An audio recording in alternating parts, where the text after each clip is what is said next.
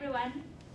Thank you so much for coming out tonight. Wow, it's a full house, and we so appreciate all of you coming out on a much colder night than it was day and spending some time with us. Tonight, we're going to be discussing the 3 secrets to transforming chronic disease to wonderful health.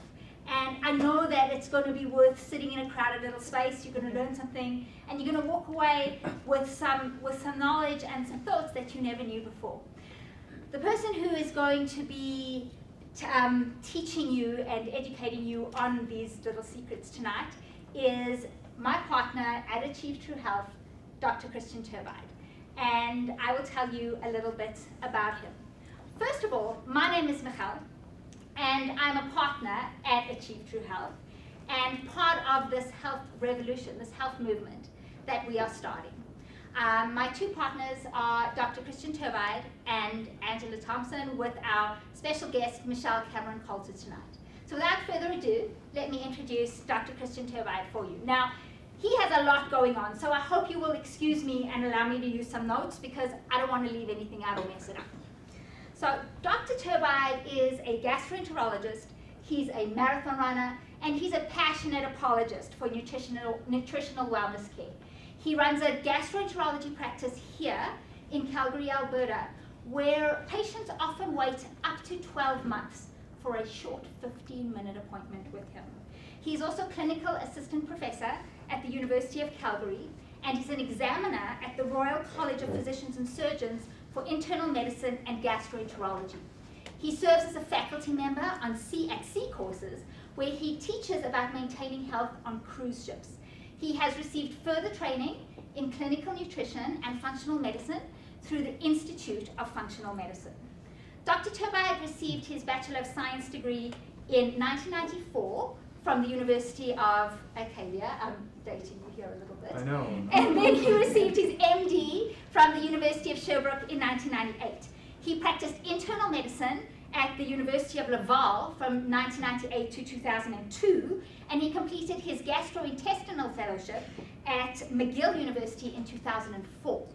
He, oh my goodness, this is, as I said, it's too much. He then spent a year studying therapeutic endoscopy with Dr. Alain Barkan at McGill, and another year in France learning about endoscopic ultrasound techniques with Pascal Bertin. From 2005 to 2011, Dr. Turbide was part of the medical staff here in Calgary at the Peter Lougheed Hospital, and he's also held a staff position at the George L. Dumont Hospital in Moncton. He was clinical professor of medicine for digestive disease at the University of Calgary, and he received Endoscopy Teacher of the Year award while he was there. He is now professor of medicine at the University of Sherbrooke. Dr. Turbide's areas of specialization include nutritional awareness, exercise, continuing medical education. He has organized 2 endoscopic courses for doctors, along with both pancreatic and esophageal updates. Dr. Turbide is also a radio host on the CBC, and he's often a guest on certain TV shows in the morning, where you might have seen him. He is also very well known for his presentations on gastroenterology to doctors and to nurses associations. And I'm sure you all have read his popular blog at www.achievetruehealth.com, where he invites all of you to join him to create a health movement. As a health advocate, Dr. Turbide believes that we need to see a paradigm shift in how doctors treat patients. Doctors are trained very well in writing prescriptions and treating symptoms, yet their knowledge on nutrition and preventative care is very minimal. Dr. Turbide believes that we need to have this shift to preventative care and to support the body in its natural healing abilities. He's fascinated between the relationship of health and diet, and he's an avid reader of medical literature on all the latest emerging nutritional therapists. With that intro, and to share his knowledge with you, I give you Dr. Christian Turbide.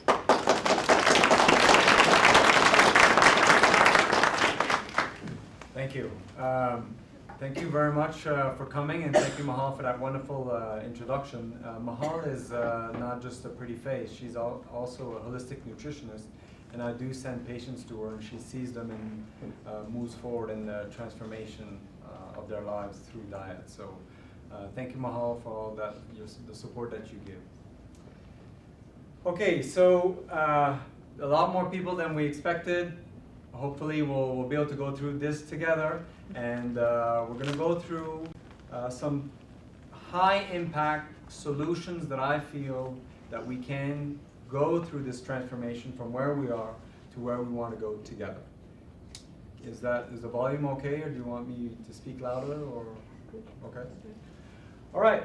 So yes, I did do all that training, and yes, I spent 13 years in school, and you know, I started working, earning a paycheck at the age of 32, only to arrive to medicine to ask myself if it was truly what I was meant to do. You go through all this process. I'm sure you guys have done the same. Like if you're an engineer, if you're a mechanic, or you do all these studies and you work at it and you study and you go to school without actually knowing what is the end product like.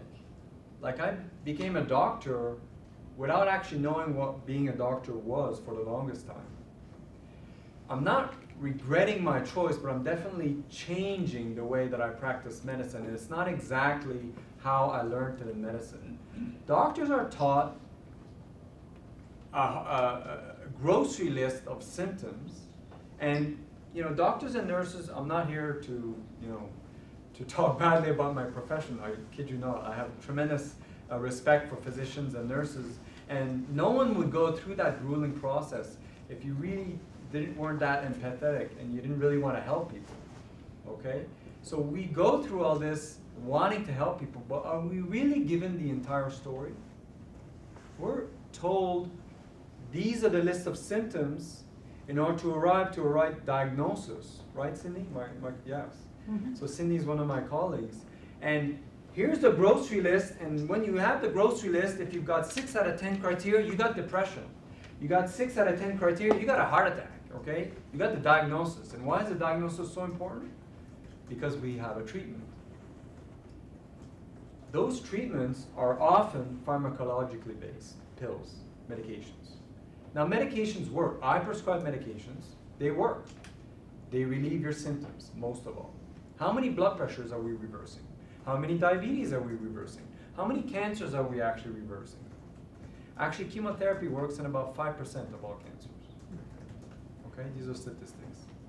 So we're given a list of symptoms to arrive to a diagnosis, and pretty much the only option we're given are pills. And the medical system excels at acute care. You go in to the hospital, you have a heart attack, you have a cardiologist that's going to feed a wire into your heart, dilate that blood clot with a balloon, and save your life. That's a miracle, okay? Couldn't have happened 100 years ago. It's a miracle.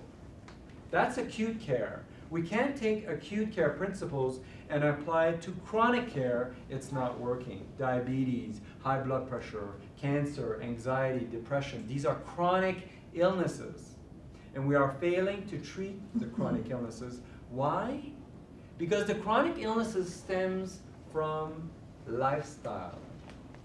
And pills don't change lifestyle. There was a big study out of 3,000 identical twins, same genetic code, out of Denmark, 25 years, 3,000 twins, and they documented clearly that genetics only explain 15 to 20% of the length of time you will live. If I have a Crohn's patient in my office, Crohn's disease, inflammation, caudal arthritis of the gut, Crohn's disease, has an identical twin. What are the chances the identical twin gets Crohn's? 50%. So that means it's 50% genetics for Crohn's, but 50% environment. The outside environment and your inside environment. Okay? So that's where we need to start to work on and to think about. I'm coming from a world where we're serving pizza at continuing medical education rounds. We're serving bagels at a diabetes conference, okay? I've seen it with my own eyes. Like, I'm not being critical, I'm just being objective, okay? A bagel has around 10 to 12 teaspoons of sugar. Would you sit there at the kitchen table, pour 12 teaspoons of sugar, down it, and then be happy about it? Probably not. We were all doing that. And we were all talking about how bad high blood sugar was, and all of our blood sugars were 30 times normal. That's the medical system, okay? That's where we're coming from, because doctors truly don't believe in lifestyle. Why? Because they're fed scientific studies that are, is this drug better than this drug, and is this drug better than placebo? Placebo is around 30% of every study. And now studies are specifically designed to flush out placebo. If you responded to placebo, you are no longer in the drug trial.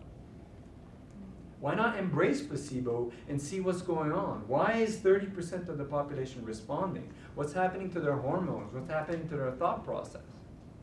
There was one study looking at high blood pressure medication. Statistically not null, which means that it wasn't better than placebo. But there was one doctor in Milwaukee that had an 80% response rate. And do you know what he told his patient? That the name of the drug was called Hope. 80% response rate to high blood pressure. Speaking of high blood pressure, 22 studies at least have demonstrated clearly that taking magnesium decreases blood pressure.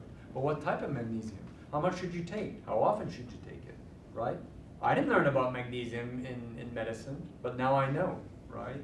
So your doctor may not talk about magnesium, exercise, and stress management, which are just as good as Avapro or these pills that are like $60 a month. You get what I'm saying here? Okay? So these are the things we need to start moving forward. We need to accept responsibility for our health, because your health is your responsibility. When you go, I love it when I have a diabetic that comes to the office and go, oh, my doctor's really happy about my blood sugars. And I'm thinking, your doctor doesn't care about your blood sugars. He just wants to think about that moment and have good results, okay? You need to care yourself about your own blood sugars, because no one's going to be a better advocate for yourself than your health, okay?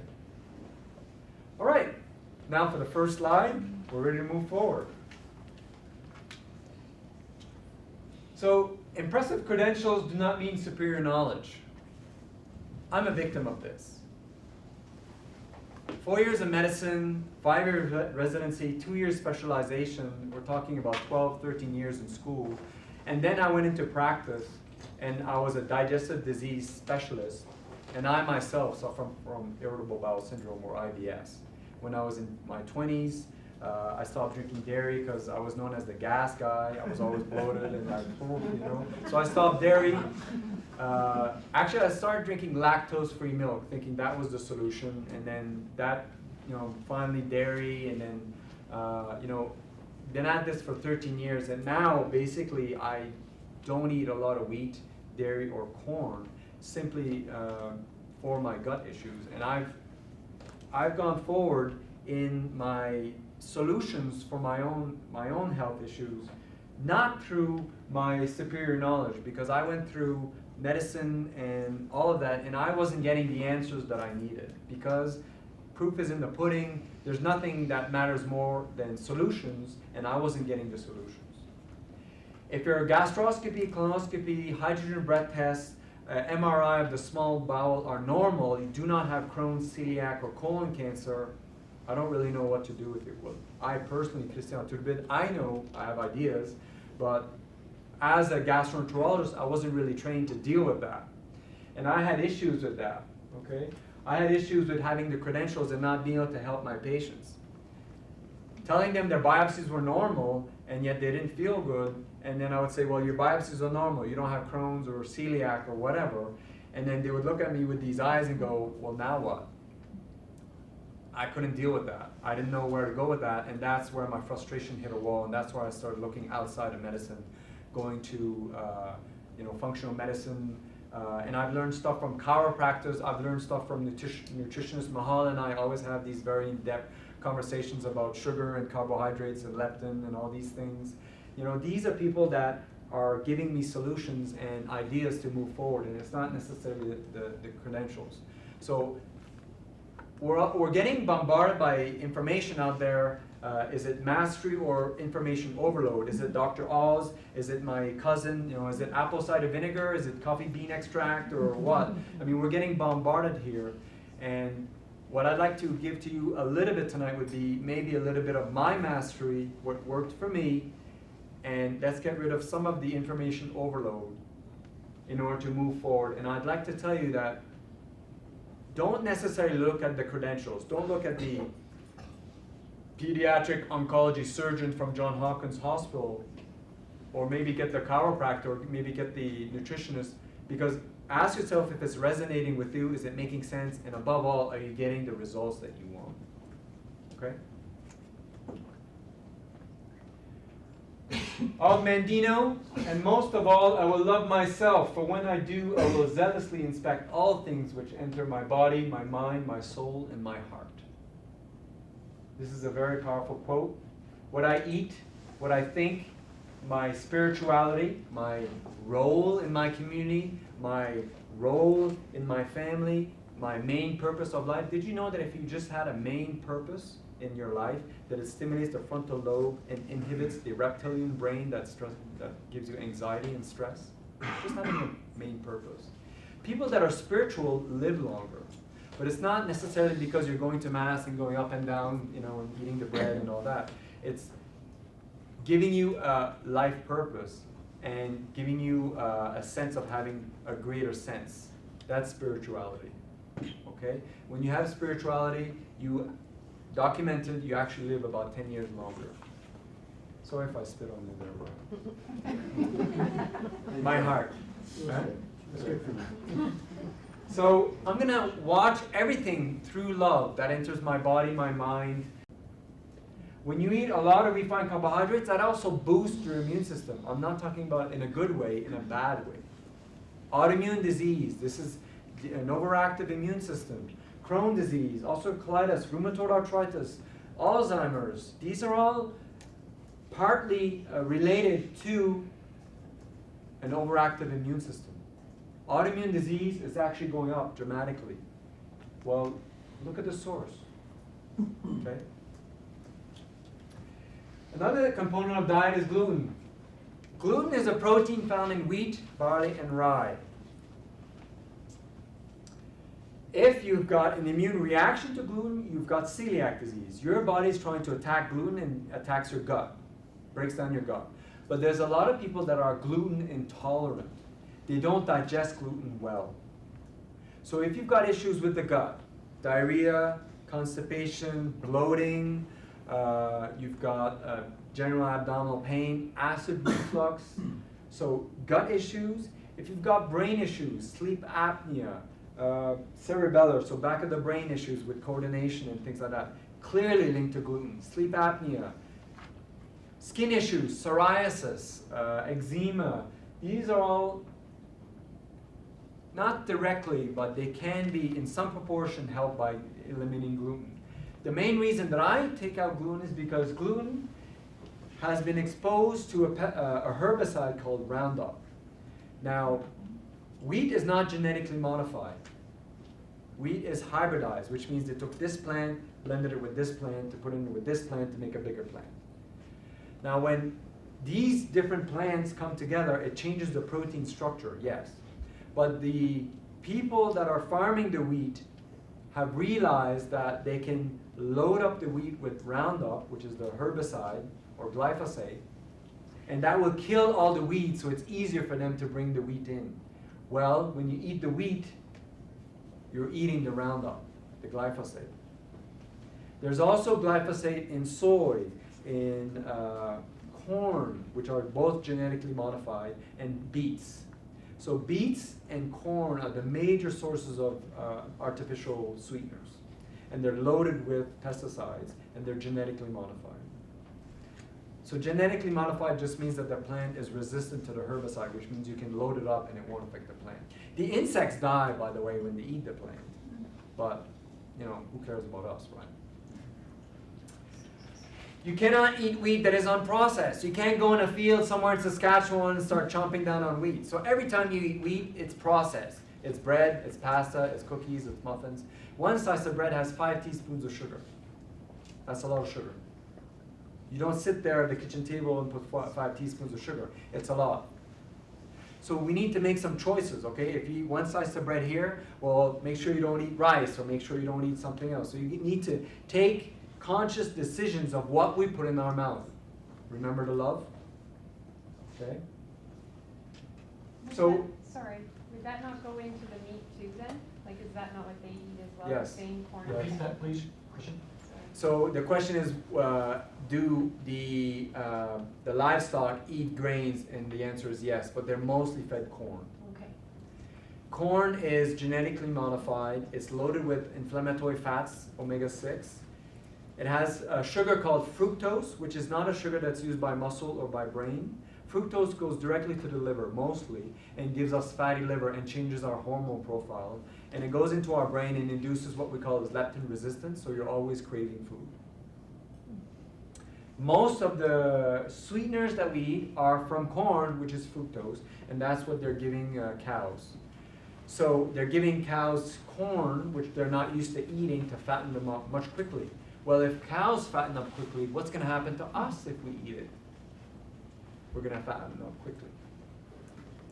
The glyphosate, the Roundup, also changes your gut bacteria because the bacteria are eating this. We're much more bacteria than human, and it's changing our gut bacteria into a bad population. It's increasing the gut bacteria's communication with our immune system in a negative way. 70% of our immune system's in our gut. Gluten breaks down gut. So does certain pesticides and herbicides because they've changed the environment. Remember the environment, the outside environment and the inside environment? So these are some things to look at. I know gluten has been demonized lately, and some people don't tolerate gluten very well, and they feel better when they don't eat it. It would be a trial. The next food would be dairy. Now, if you've got some issues with lungs, such as asthma, chronic bronchitis, sinus issues, you've got skin issues, you've got gut issues, coming off dairy as a trial for at least a month would be something to look at. There was a study, not necessarily in adults, but especially in children, where they were being cow's milk formula fed, and they switched them to soy milk formula, which I don't necessarily agree with, but that cleared the constipation in about 80% of the kids. What about goat's milk? Goat's milk has proteins called casein proteins, which are smaller than the cow protein, so it's easier to digest, but the proteins are still there. So I would suggest to come off completely for a month and then try goat's milk as a trial after that.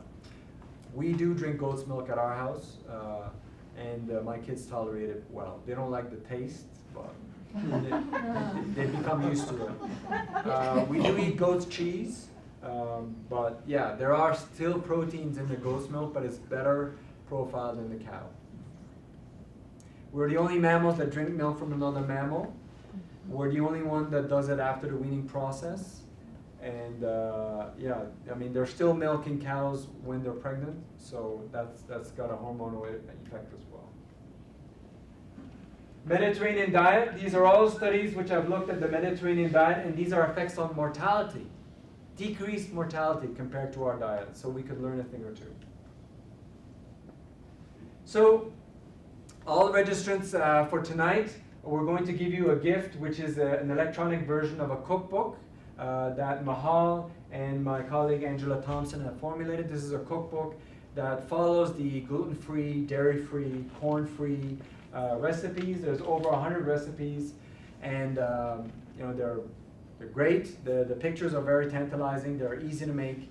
And Mahal, you know, often brings some of her samples. It's actually fabulous. So yeah. I have a daughter with some sinus and different issues. If we avoid dairy, I know that a lot of vegetables have calcium. Is that enough? And what do you? Okay. And so the question is avoiding dairy an issue for calcium, and do you get enough calcium in your diet?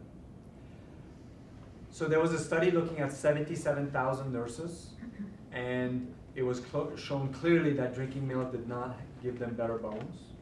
What actually gave them better bones was exercise. weight-bearing exercise. Calcium is not necessarily the issue. It's the absorption of the calcium through having a good gut barrier and having adequate amounts of vitamin D. Vitamin D is a fat vitamin, which is the end result of inflammation or things going wrong in your body and inadequate amounts of sunlight. I give vitamin D to practically all my patients. It's not sure that if taking vitamin D actually helps. Low vitamin D is a risk factor for many illness. My gut feeling is that adequate amounts of vitamin D from sun exposure is best, and I think we're dying more from lack of D than melanoma. So we recently went down south for a vacation with my family, and the very first day we went out and I didn't put any sunscreen on my kids, and my wife was like, "You're not putting sunscreen!" And I'm like, it was just going to be 30 minutes, we're just going to go out, and then we went out into the pool, and then we came back. At the very beginning, we were all pale, so I limited the exposure, but I wanted them to get the vitamin D. So you get 20,000 units of vitamin D with full body exposure, so we don't get full body exposure very often. I know I don't.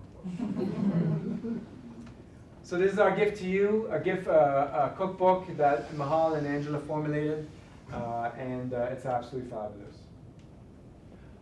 This is our website, 21 Day, the Achieve True Health, and we've formulated a foundation course that we're going to talk about at the end. And that puts into definitely the paradigm and the transition of the diet and the transformation process that we'd like you to embark on. So here we are. So solution number 3 was diet. Solution number 2, that I feel after all this, my reading and moving forward and my own self-healing, that we can have the biggest impact on our health, is our community. The world's longest living people choose or were born into social circles that support healthy behaviors. Now when I'm talking about community, I'm talking about this community, your home, your spiritual community, your book club, your work community. So these communities have different impacts on our health. When we came into this world, we were very vulnerable. And someone had to take care of us till we were about 15 years old. And if not, we were going to die. That need to have someone take care of us stays with us for the rest of our lives. Whether you want to admit it or not, when you enter a group, you want the group to like you because you have that fear that if they don't like you, you won't survive. Here's the trick. If you want to embark on a healthy behavior, find the group that has the behavior that you want and follow the group, because you're going to do what they do just to be part of the group. So I know the importance of exercise, but I was very busy. I had a young family, and I personally, I'll admit it, I wasn't exercising regularly. But knowing this, what did I do? I changed my community. I joined a gym that had a community, that people that went regularly, and I got a trainer. Now, I'm a bit cheap on some ends, and I knew that if I would pay money, I was going to go. So, yes, I got a trainer. I've had another trainer since then. My trainer left the gym, and so I changed. But I can honestly say that I've been exercising regularly, at least 3 times a week with weights for the last 1.5 years, and it's because I got a trainer and I changed my community. If you want to read more, you need to join a book club. If you want to exercise, you need to join a group of people that exercises. In order to be part of the group, you're going to embark on those behaviors because you want them to like you. Okay? So be aware of these community effects wherever you go, and they impact your health. Now, who here has heard of Rat Park? Impressive. Rat Park was a study in the 1970s. These are rat cages, and the sides of the cages are blocked, so the rats can't see on the other side. The only interaction they have is with the person that's feeding them.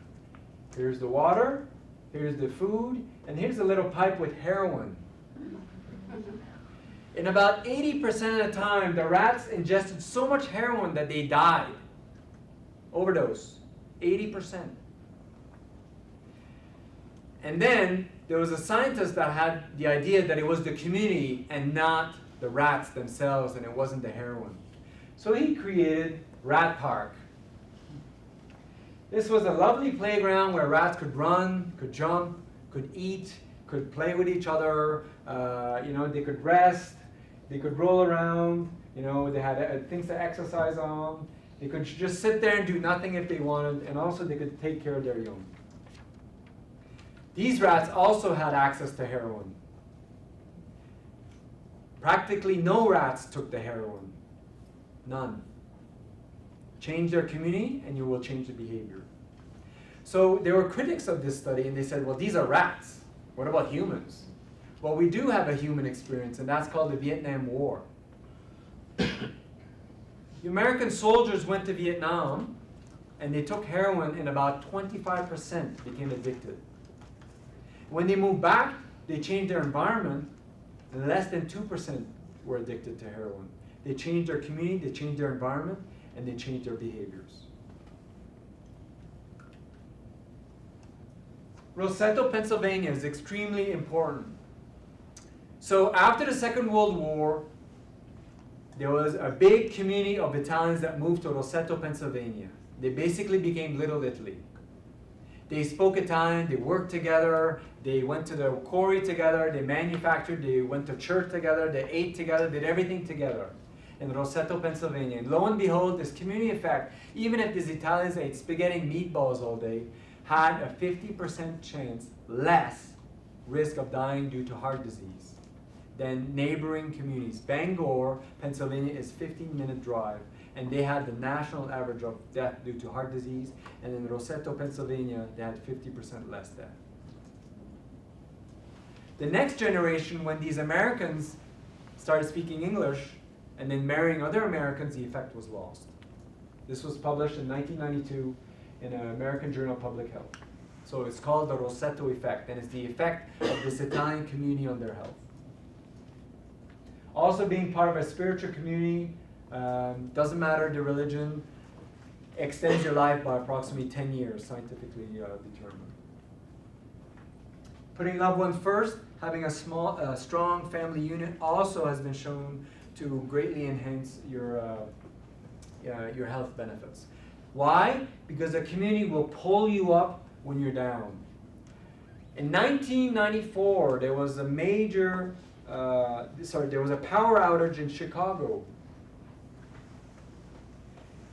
14 people died because they froze to death. What was the number one risk factor of dying? Being alone. What's the number one reason why people end up homeless? No community. No one can help them. Okay? So we're not here to talk about Remicade or infliximab or the new chemotherapy. People that live the longest on the planet eat well and live in a good community. They choose their community wisely, and they enhance their community by showing up, okay, and being a part of it. In the 21-day challenge, which I'm going to talk about, but we were adamant about implementing a very strong community effect. So we want people to go through this transformation by using the community tool, which is a private Facebook group, to help people that are having issues. We even had some people that have gone through the challenge a second time, and they did this in order to have a better community feel. We have one participant that went through the challenge, and he was actually addicted to drugs. He stopped the drugs, and then he started running, and he just posted recently his best time for a 10K run, which is phenomenal. I supported him through some messaging because I really, we wanted him to succeed. He was part of the test group, and of course, we were very proud of him when he accomplished that. I've only met him once. He lives in Winnipeg. That just goes to show you that the impact of a community. So, right diet, right community. The number one solution that I feel that will have the biggest impact on your health your mindset. We embark on negative behaviors because of how we think, how we view ourselves. So I have pretty strong discipline of myself. I've been at this for 13 years, and I don't really want to go back to how I was feeling when I first started. But even me, when I'm on call and I'm stressed and the page is going off 60 times and I'm trying to talk to a patient and I've got another patient crying because he's got esophageal cancer and it stresses me out, I become weak. And let's say that I drink something that I don't usually drink, like a fruit juice or something, or like something, I'm weak as well. I'm not Superman. And I realize that I'm not drinking that because I want it or because I'm hungry. I'm drinking it because of my emotions. I'm stressed. I'm tired. I'd like to be somewhere else. I'd like to be thinking something else. I'd like to be present. Okay? So I'm using these emotions as a crutch. Okay? And they're the underlying reasons why we do this. God love them, but I have some nurses that come to me all the time when I'm working. Christina, how do I lose weight? What do I do? Like, what can I do? Like, I want to lose weight. I want to lose weight. Cindy's smiling here. So on Tuesday, I have a nurse that specifically asked me, what can she do? And I was like, okay, we were working. I was doing a procedure, and I was just talking, and I'm not a great multitasker, but I was having a conversation with her, and I was like, well, you gotta watch the sugar, maybe start exercising and changing your mindset and all that. So we did that, and then Friday was a nurse's birthday, and she took a very big piece of chocolate cake. I'm not being critical, but I'm just saying that act, what you did right there, was going against your desired goal, okay? You want to lose weight. The cake is not helping you to lose weight. But why did she eat the cake? Is it possible that she herself doesn't believe she deserves to be the weight that she wants? And she's actually sabotaging her success? When we embark on these behaviors that moves us backwards, not forwards, there's a reason. There's an emotional and a belief that we hold about ourselves. And that is the underlying driver of everything that we do. Okay? So when I wanted to start exercising, I understood the logic of importance of exercising, but I wasn't doing it. So obviously my emotions and my beliefs that I held about myself were wrong, or not where they need to be. Okay? John Maxwell, famous author, wrote, once you start to change your mindset, you will immediately start to change your behavior, play the role of a person you want to become. So as you're going through this transformation, you joined the Alcoholics Anonymous group, okay? They give you hope. You started in the transformation process. You chose the right community. Eventually, if you continue, you will change your mindset. Give me a piece of cake right now, I won't eat it. Why? Because I've achieved a certain mindset to not eat that. I don't want to have stomach pains. I don't want to be bloated later on. I don't want to be loaded with acne like I was when I was 16, and it's gone away since I started gluten. Okay? So I have my own demons, and I've come a certain way, and my mindset is no longer there for cake. When I travel, it's extremely difficult, but sometimes I would rather starve than eat,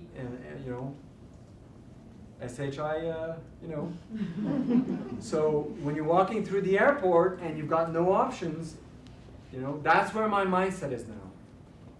But it took a long time, and it took my community, it took Angela, it took Mahal, it took Michal, it took all of these people that helped me to move forward.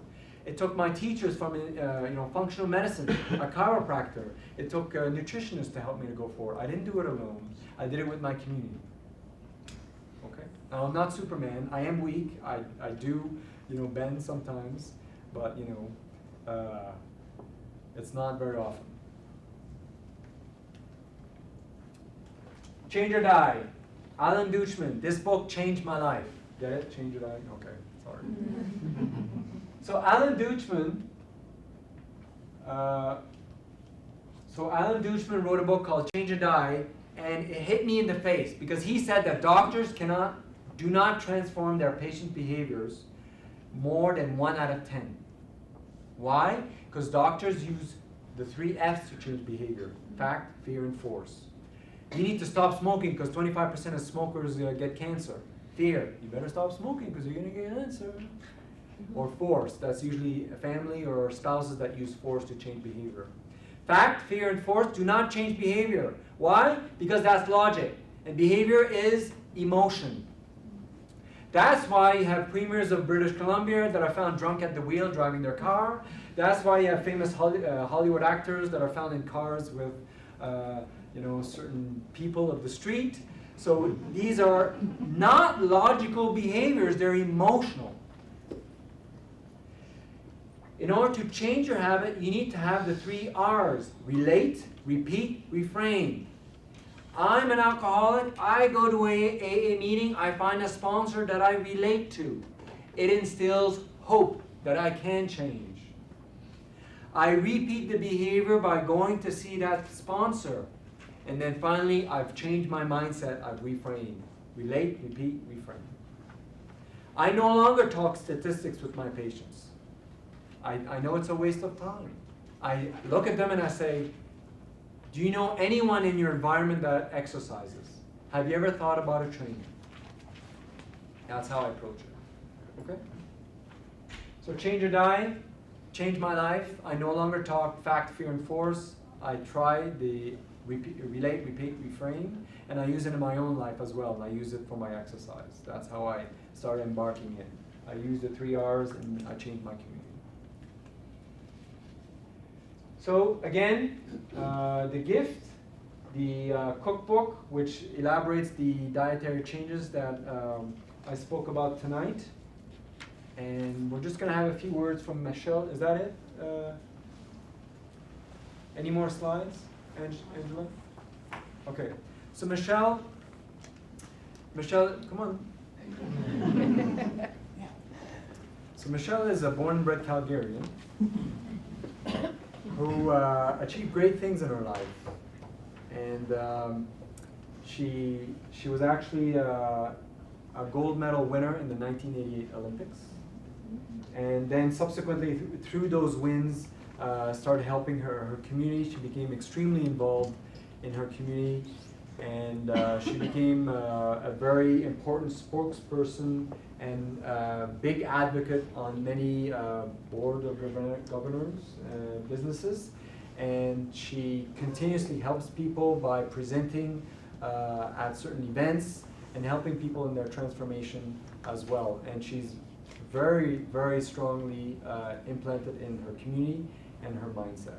So I'm just going to give the floor to Michal for Thank you. I don't know. Excellent. There you go. Okay, what a team. Oh, no, I don't need things for a little while anyway. That's okay. No, just honored to be here and to be doing some work with Dr. Christian and Angela and Michal. We actually met out in Banff a few months ago at a conference we were at, and I heard about what they were doing. And I just said, wow, that's the whole package. I know how important, how many of you believe and know that your health is probably the most foundational, important thing that we have? Yeah. As a little kid, I actually was really sick and missed a ton of school and was not healthy at all. I found sport would actually help me become stronger. I grew up with my dad being a chiropractor and my 2 brothers, so health and nutrition and wellness was a huge part. And then adding that fitness part of it helped me become a lot stronger. So nutrition, health, wellness, that whole part is so important to me. When I finished swimming, I had a challenging time because I was training 6 to 8 hours a day to then nothing. So I gained almost 40 pounds the first year I finished swimming, adjusting my metabolism, figuring out what I was doing. And I had a lot of challenges mentally, physically, and emotionally for that. So to get myself back on track and figure out the things that were the most important, even though I knew a lot, it was actually implementing it and doing it. So when I heard about what Dr. Christian and Achieve True Health was doing, I said, that is the full enchilada. Because how many of us know what we should do? Pretty much, right? But knowing is one thing and doing is another. And what's the difference between knowing and doing? Like this is not rocket science. There's a lot of new information that we have heard from Dr. Christian. We can always be learning, but to actually implement it and doing is a whole other thing. I never made it to the top of the podium alone. I might have wanted to get there, but it took a team of people to help me get there. It took a team to do it. And so having that support system around us is super, super important. And taking care of ourselves, foundational. Because if we don't have our health, it just doesn't matter at all. One of the things that, I don't know if the picture's on there. I'll go to that for a second. But when we talk about creating community, like y'all go, okay, you're in good shape, you work out.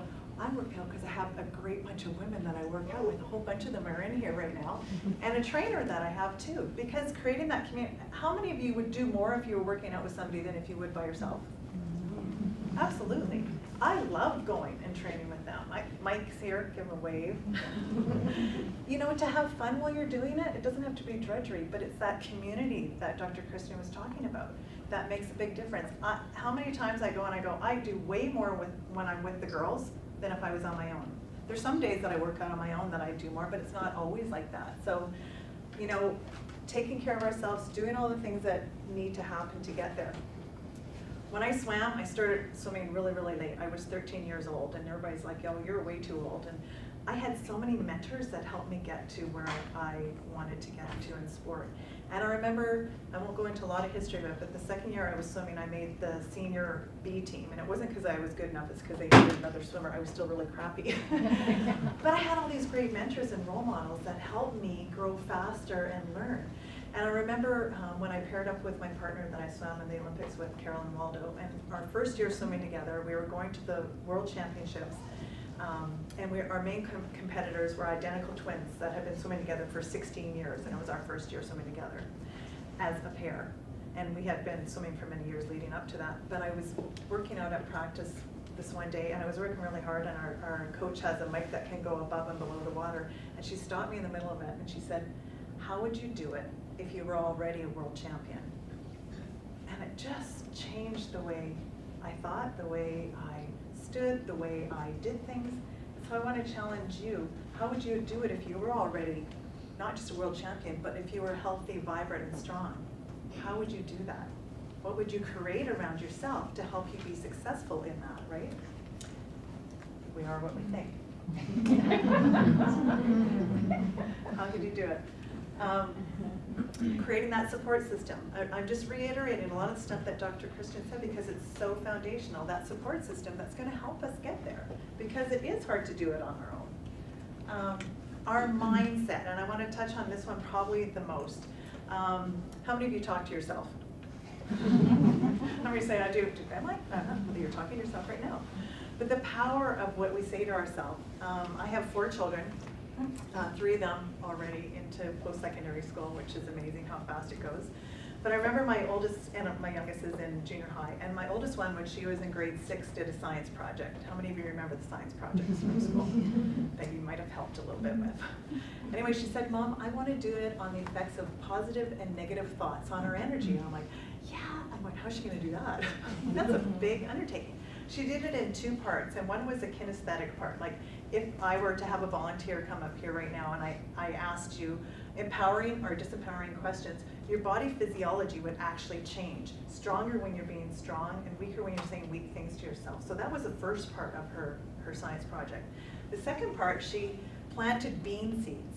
And there was the same soil, the same sunlight, the same water. She had a control group, a positive group, and a negative group. The control group she left alone. The positive she took, and she said positive things to all the time, played positive music, etc. And the negative she took into the bathroom and yelled at 3 times a day. And she would go, Mom, I hate doing that part. Well, it was absolutely amazing. The negative grew about 0.5 centimeters a day. The control, or the alone, grew about 1 centimeter a day. And the positive grew about 2 centimeters a day. That's a plant. Look at that. And you look at the amount of leaves that are on it. So you think about that. If that's a plant, what we're saying to ourselves about what we can do, what we're saying to each other, that community, the environment that we're surrounding ourselves with, what are we saying to ourselves and the effect that that actually has. So when Dr. Christian talks about the mindset and the importance of that mindset, And it comes over training. It's repetition is the mother of skills. We start saying better things and catching ourselves saying negative things, and how do we change that around? And we can do it, but it just takes time. It's creating new habits to do that, right? The last thing that I love about the 21-day challenge that you'll be hearing a little bit more about is to have that community, but also celebrate the accomplishments along the way. How many of you like celebrating? Yeah. And it's the little accomplishments that we have along the way that inspire us to do the next things. I didn't bring it with me, but I have this little mini trophy. It's about this big. And it sits by my Olympic medal, which actually my medal's in our Canada Sports Hall of Fame here in Calgary now. How many of you have ever been there? Talk about an inspiring place to walk into. But it sat beside my medal because I would have never gotten there had I not had that most improved second year swimming when I thought I couldn't do it. That made me go, okay, if I can do this, I can do that. Because the things that are the challenging and stretch us do take that little extra effort, and we've got that team behind us going, come on, you can do this, celebrate those accomplishments, high five, and if you're gonna have those down days, which how many of us have down days? We all do, right? And that to have that support around you to help lift you up and keep you going, how very important that is, and to celebrate. This is my daughter and her team, that little one that did the science project. She's 6 foot tall and is finishing her 5th year at UBC, playing on the national volleyball team, and just made playing at UBC and just made the national volleyball team. And it was all those little steps to celebrate those. So to say, you can do it when you decide. It's making that decision to decide that you want to make a change, to decide that you're committed to do what it takes to make a change. How many of you want to feel better? Yeah. I know when we talk about the 21-day challenge, on your ticket it said for chronic health and illnesses. My husband and I, he's back there, Al, he was on the national volleyball team for 13 years. Him and I went through the challenge because I just knew, like, I want to reset my body and just feel stronger. Whether you have chronic illness or not, all the things that are in this challenge can't help but make us feel better and stronger. How does that sound? And we felt great after it. Snuck a couple glasses of red wine here and there, you know, just everything in moderation, but being able to take ourselves to a level where if we have this foundation, it's amazing what we can do. Helps our body, our emotional, physical, whole 9 yards. Okay, so I think that's the end of my slides. I'm just grateful to have all of you here. I lastly want to invite Angela, who is one of the partners with Achieve True Health. Like I said, I got to meet this team out in Banff at a conference we were at from people all over the world, and when I heard what they were doing, I thought, boy, if you can have one thing all in one place and this amazing team that's totally committed to it. So I want to introduce you to Angela, who is also one of the members of the Achieve True Health. Give her a big hand.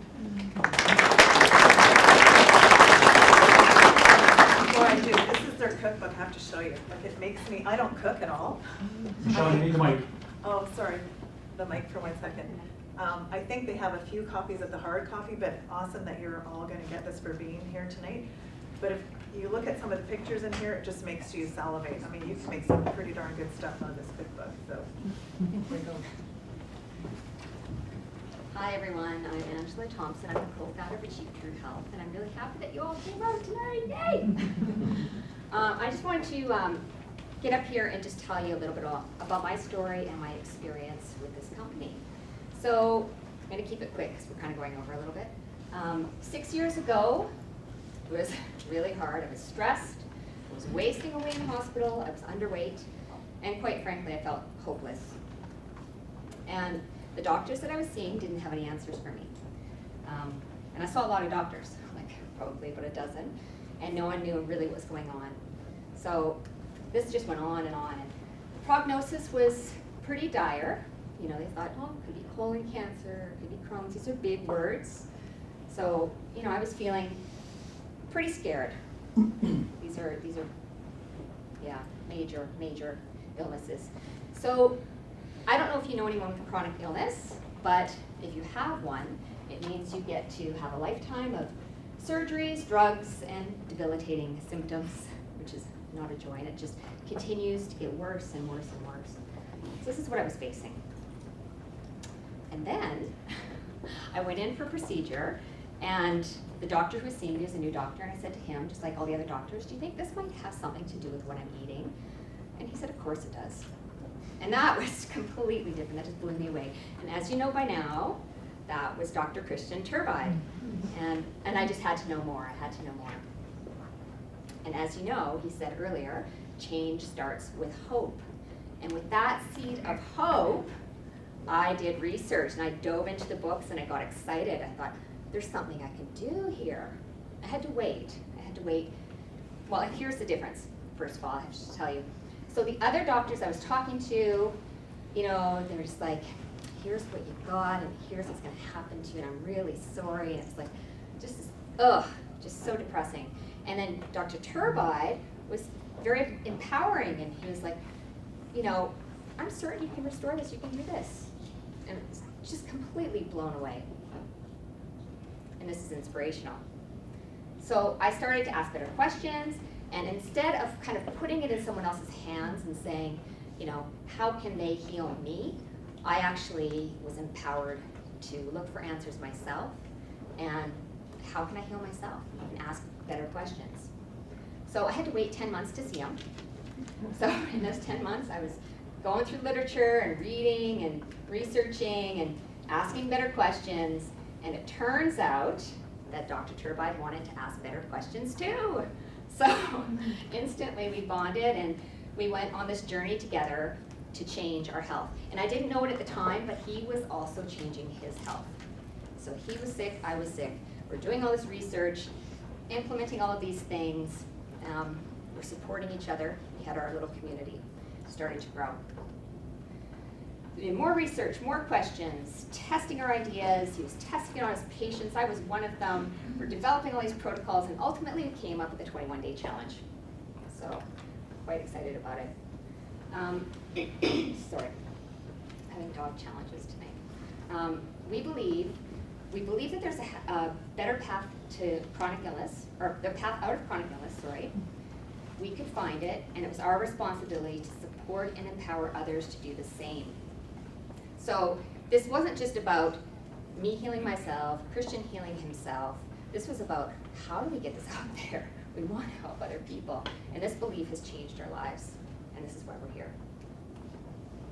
So we replaced nothing can be done, which is what I was being told, with nothing is insurmountable. We can do this. And community is absolutely essential in the program. So we've built this system that works, and it includes community support because we know that support is essential in the healing process. So true health is more than just managing symptoms. It's about the collaboration of the mind, body, and spirit. And actually, in our program, it's a connection. And we encourage you to ask better questions and see where that leads you. Thanks for coming out. Mahal's going to have a quick word.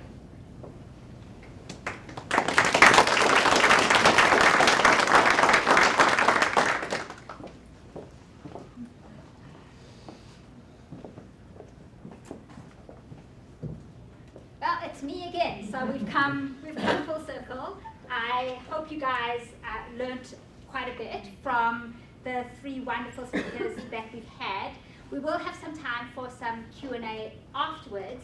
I just wanted to finish off by telling you a little bit more about our program. You've learned a little bit about the what tonight, and what our program really encompasses is the how. And you're probably thinking, well, how? We have created a 100% done-for-you formula. So it's all online, delivered to your inbox every single day. We have a 7-day foundations course, which really speaks about the 3 big pillars, the 3 big secrets that you learned about tonight, and 3 others that really set you up for success. We have industry experts, we have wonderful, wonderful PDFs and support to get you through this first week. This week will set you up for what we call our 21-day challenge.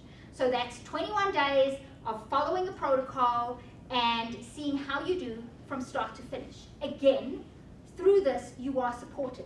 Remember how we said mindset and community are what make this different. We have a community. We create our community together. Nowadays, Facebook is a great place to do that. So you will have access to myself, to Dr. Turbide, and to Angela on Facebook 24/7. It's a private community. You get to ask your questions. And Dr. Turbide is on there a lot. He often beats me in answering the questions, which really upsets me because I like to be first. But so you get that. You get daily videos. There is over 150 hours of video altogether between the Foundations program and the program. You get an exercise, there's an exercise component to the program. You get all of that. Again, videos done for you. You get our cookbook, you get meal plans, you get how to shop, how to eat like this. For a lot of you, some of you might have heard of it before, but for a lot of you it probably seems like an insurmountable task. And we talk you through in baby steps exactly how to do that. We also have follow-up after the challenge, because you're thinking, okay, so I do the Foundations course, 21 days, and then what? We talk you through all of that too. The Facebook community is yours for life. We are creating our community, our wellness, I want to say our wellness revolution, although I don't want to sound too scary. And we're going to do it together. We each support each other. Often, if you're feeling a little shy at first, there's people on there who struggle with similar problems to you, and just hearing them or watching them reach out helps you and empowers you. This is where mindset comes into it as well. When you're struggling, you reach out. We're there for you. We have offers of support over and above that as well, which we can always discuss later. So what you'd be getting, again, all together is the 7-day Foundations course, the 21-day challenge, and then the post-challenge continued support through the rest of it. And I was just having a little private chat with Dr. Turbide in the back there, and we decided, just off the bat, so Angela, I'm sorry you don't know this yet, but for anybody who decides to join us tonight, this is in the room or online, we're actually going to have a big group welcome call with a Q&A with Dr. Turbide. And again, I do need to stress that this is a man who people wait a year to see for 15 minutes. And we're going to have a call of at least an hour. They often go on a little longer than that, and where we get to teach you some more stuff, and you get to ask your personal questions. You're probably thinking, well, this is going to cost me a fortune. It's really not. Tonight, the investment is $297. So that'll, as I said, cover everything. You can do the challenge as many times as you want, and you can participate in the community for life, bring people into the community with you, and take this forward into your communities so that you can help spread the word and revolutionize the way we look at our health together. So I am going to open the floor up to some Q&A now. Angela and I will be just outside where you guys registered, for those of you who wanted a little more a little more answers about the program specifically, or who wanted to sign up for the program. So if anybody had any quick questions now, I'm happy to answer them. And other than that, we'll be outside. Yes, Mike? So Mahalo, there's a question from online. Yes. It says, going back to the diet piece, Yes. what is the best source of carbohydrates for a person who eats no grains or starches, i.e. no potatoes, rice, or any non-gluten grains? Did you want to answer that? What is the best source of carbohydrates? Yes. Do you consider quinoa as a grain? I don't know, do you? It's actually not a grain, it's a seed. So quinoa is a seed, so is buckwheat. There are some vegetables that have a higher carbohydrate content, such as potatoes, which are part of the nightshade family, which can, nightshades increase gut inflammation if you're struggling. But like things like sweet potatoes or organic beets tend to have a higher amount of carbohydrates. So you could eat starchy vegetables, and you could eat some grains that aren't actually grains, that are actually seeds, such as buckwheat or quinoa. Quinoa has been classified as a superfood from the World Health Organization. It's low in sugar, it's a complete protein. It could basically provide nutrition for an entire population. It did it for the Incas for generations. Also, you can make carbohydrates from protein. So If you're eating a small amount of starchy vegetables and seeds, and you're eating adequate amounts of protein, you should have good amounts of carbohydrates or sugar. Yes? How does fruit fit into that picture? And do you consider stevia as sugar? Question? So the question is, what are my thoughts on fruits, and do I like stevia? So when a bear comes out of hibernation and eats fruit throughout the entire summer, he gets very big, or she. And then they go into hibernation and they come out ripped like a bear. So we are made to eat fruit when it's in season, because most people can tolerate 3 fruits a day. When you eat too much fruit and fructose, so the sugar in the fruit, you can have GI issues. We're made to absorb or digest about 20 grams of fructose a day. The average North American is eating above 90.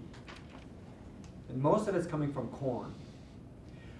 When you do carbon dating, not carbon dating, but carbon energy in us, we're actually 70% corn.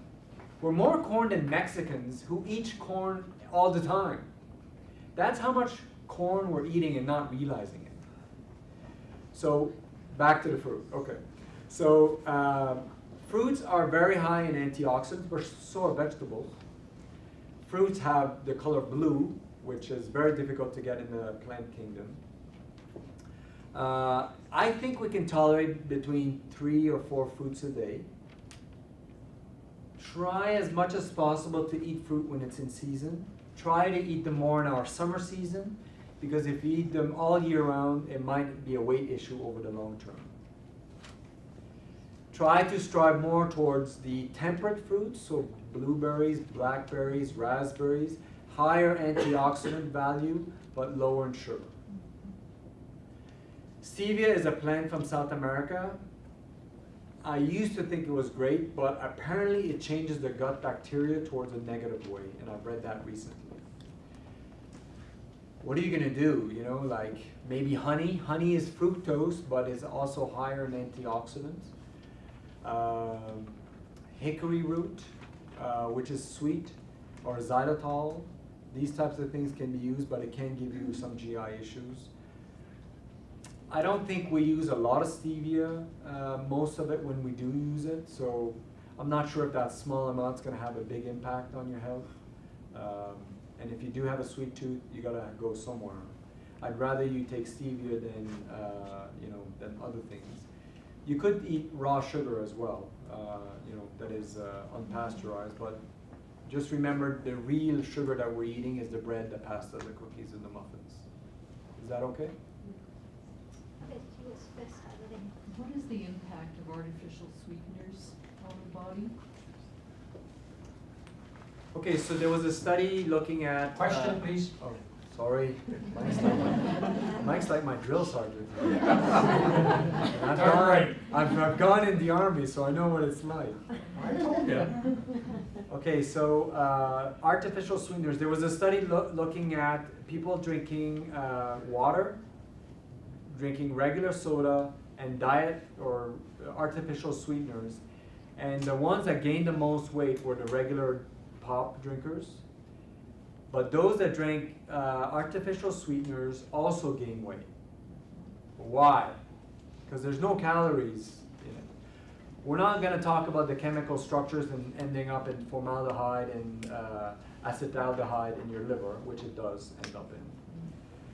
But what it does is it prepares your brain for sweet. Here's the sweet. But if there's no sweet delivered, your body's going to be like, where's the sweet? Okay? Where's the beef? You guys remember that? Where's the sweet?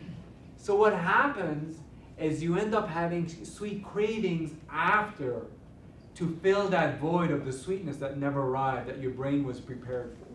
So you end up eating more sugar during the rest of the day when you ingest this artificial sweeteners. That's been documented. Does it have any impact on the gut bacteria? Any negative impact? Not that I'm aware. Repeat. Is there any effect on the gut bacteria? Not that I'm aware. The biggest impact on our gut behavior is our diet in general, so the gluten, the dairy, and the corn. The fact that we're eating antibiotics and broccoli. 70% of our antibiotics are given to livestock. They're pooping in the fields, they're using that as manure, as fertilizer, and then we're eating it. So we're now eating antibiotics and broccoli. Glyphosate has an antibiotic effect on your gut. We're not fermenting foods anymore. Kefir, kombucha, these types of foods. We're not fermenting foods, so our gut bacteria are actually taking a big whack. Those are the biggest impacts than the artificial sweeteners, to be honest. The artificial sweeteners, the biggest impact that I'm aware of, but I don't know everything, is at the liver level. You Yeah. had a question? Sorry. I was also going to ask on the topic of sweeteners, lucuma. I don't know if I'm even saying it right. Lucuma? Yeah, lucuma. Do you know that? Yeah, so Question? she was asking about a sweetener called lucuma, which is a South American, I think it's a root, if I'm not mistaken. It has more nutritional content in it than refined, genetically modified beet sugar.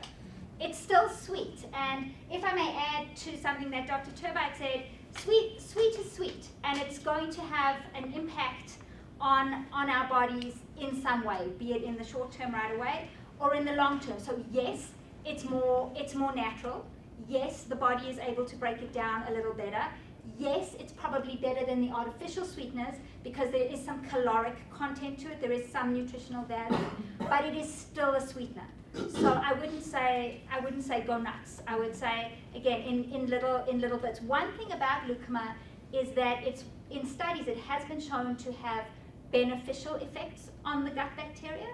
But again, this was in small amounts and in animal studies. So I wouldn't say, oh gee, this is good for my gut bacteria, let me drink 3 bottles of it. Oh, it's a powder, Well, let me I have 3 do that bags. as well. Really, is it good? Well, Do no, you ferment it? no, but it's just Kim, my wife, she arrived from Costco with a whole case of kombucha. I was like, yes! Yeah, but I don't think the same way. Like, Yeah, she's that's- like, you're sick. Yeah, well. So does that answer the question? Yeah, I for was you? curious because Light Cellar, I had bought some there and they had referred me to it and talked about Yeah. the vitamin profile and I stuff. I find that Malcolm is one of the, Yeah, he's awesome. yeah, very, very well educated, and yeah, He rocks. it's rare that he doesn't, steer us in the wrong direction. So and again, that's it. So as a sweetener, it's probably one of the best. Yeah. Yep. Can you speak to the correlation between concussions and leaky gut or intestinal problems, and then its relationship with FODMAP? Okay. So there's a lot to this question, but I'll try to answer this best. Okay. So the question was, is there a link between concussions and leaky gut? There is. There's a direct correlation between your gut and your brain. The leaky gut is actually what we're talking about is the gut barrier. So what is my intestine, okay? Celiac disease has a 40% chance of developing celiac in the population. 40% have the genetics for celiac, but only 1% develop celiac. So is it the genetics? No. There are 3 factors to develop celiac. One is the trigger. Were you breastfed or not? Were you cow's milk formula fed? Did you get antibiotics when you were young? These are all triggers, drops in the bucket. Number 2 is the gut bacteria, and number 3 is the breakdown to expose gluten to your immune system. Then your immune system reacts, and then you're part of the 1% that develops celiac. So the gut barrier is extremely important to protect you from disease. 70% of your immune system is in your gut. When you have leaky gut, clearly demonstrated, you now has been shown to have leaky brain. The blood-brain barrier is what protects your brain from the toxins that are in your blood to those that are in your brain, and it keeps the nutrients that are in the brain there, and also it acts as a transporter. If I'm depressed or I have anxiety, one of the reasons that I could be in this state would be a lack of serotonin. Paxil, Prozac, all these happy pills, they increase serotonin in the brain. When you're low in serotonin, you have these issues, okay? Where does serotonin come from? The blood-brain barrier. Where does that come from? It comes from the insulin transporter that brings 5-HTP. Where does 5-HTP come from? Your liver. Where does that come from? Tryptophan in your diet. You don't eat it, you're not going to have it. You don't have an adequate barrier, you won't absorb it. You don't have a good functioning liver, you won't have a conversion from tryptophan to 5-HTP. You don't have a good blood-brain barrier, you're not going to have 5-HTP to make the serotonin and to feel better. But is there a way to rebuild that? If like, Fix your gut, you will And the fix the blood-brain barrier. blood-brain barrier. Other way, and you know, I'm going off topic here, but concussion is brain inflammation. Just like depression, just like ADHD, just like Alzheimer's, these are all manifestations of brain inflammation. Think of arthritis in our joints, relate that to the brain. The brain can't tell you, oh, I'm in pain. But when you're depressed, you're in pain. Okay? Now, a concussion is acute brain inflammation in the brain. And when you have a stress in the brain, it induces a stress in the body. Often when I have patients with irritable bowel syndrome or gut issues, a very, very common characteristic is a car accident in the past. When you have a car accident, you broke down the gut barrier, you've got brain inflammation, acute brain inflammation, a break in the gut barrier and the brain barrier, and you've got increased brain inflammation, and you're on the track here. So how do we fix brain inflammation? We fix the gut, okay? And there are certain nutrients that help the brain that cross the blood-brain barrier. Number one would be turmeric, which has been shown to decrease inflammation and increase longevity, decrease cancer. And resveratrol, which is found in blueberries and wine. Those that drink wine, 1 or 2 glasses a day, 1 for women, 2 for men, live longer than those that don't drink at all. Is that red wine or white wine? It's alcohol. Just any alcohol? And the reason for that is because it thins the blood a little bit and you have less heart attacks. Now, if you drink more than 1